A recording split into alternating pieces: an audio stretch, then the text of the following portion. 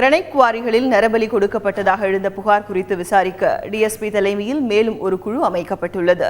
Granite குவாரிகளில் மனநலம் பாதிக்கப்பட்டவர்கள் நரபலி கொடுக்கப்பட்டதாக எழுந்த புகாரில் பிஆர்பி நிறுவன ஊழியர்கள் ஐயப்பன் மற்றும் ஜோதிபாசு ஆகியோர் விசாரணைக்காக கீழவளவு காவல் நிலையத்தில் நேரில் ஆஜரானார்கள். இவர்களிடம் 40 கேள்விகள் கேட்கப்பட்டு எழுத்துப்பூர்வமாக பதில்கள் பெறப்பட்டன. மேலும் வாக்குமூலத்தையும் போலீசார் வீடியோவாகவும் பதிவு செய்தனர். மேலூர் டிஎஸ்பி மங்களேஸ்வரன் தலைமையிலான குழு இது தொடர்பாக விசாரணை செய்து வரும் நிலையில் கூடுதலாக உசிலம்பட்டி டிஎஸ்பி சரவணன் தலைமையில் மற்றொரு குழுவும் அமைக்கப்பட்டுள்ளது.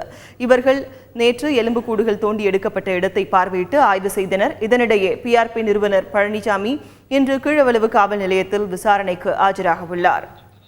இதனிடையே அன்னவாசல் பகுதியைச் சேர்ந்த ஆயிஷா பிவி என்பவர் தனது மகன் கலிபுல்லா மனநலம் பாதிக்கப்பட்டிருந்ததாகவும் காணாமல் போன அவர் நரபலி விவகாரத்தில் கொல்லப்பட்டிருக்கலாம் என்று சந்தேகம் எழுந்துள்ளதாகவும் அன்னவாசல் போலீசில் புகார் அளித்துள்ளார்.